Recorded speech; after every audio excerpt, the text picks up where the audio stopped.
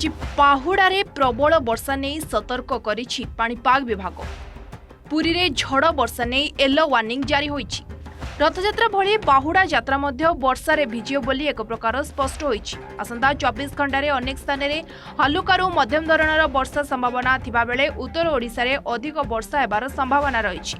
विशेष करे बालेश्वर, केन्दुझर, मयूरभंज जिला को प्रबल वर्षा नै येलो वार्निंग जारी होइछि। सेहिपरि बालेश्वर, भद्रक, जाजपुर, केन्द्रापड़ा, जगतसिंहपुर, कटक, सुंदरगढ़, झारसुगुड़ा, संबलपुर, केन्दुझर, मयूरभंज, पुरी, गजपति, गंजाम, खोर्धा, नयागढ़ जिला को झड़ा वर्षा नहीं सतर्कता जारी होइछि। आसंता 29 तारीख पर्यंत राज्यर विभिन्न जिले में वर्षा लगी रहिबा नै आंचलिक पाणीपाग केन्द्रर सूचना मिलिछि।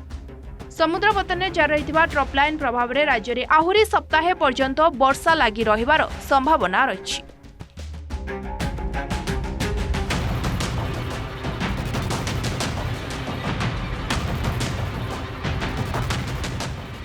Bureau report, OTV digital.